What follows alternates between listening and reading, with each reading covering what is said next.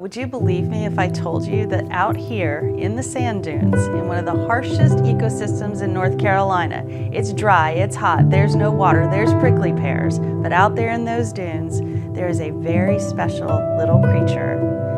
that only a fortunate few get to see.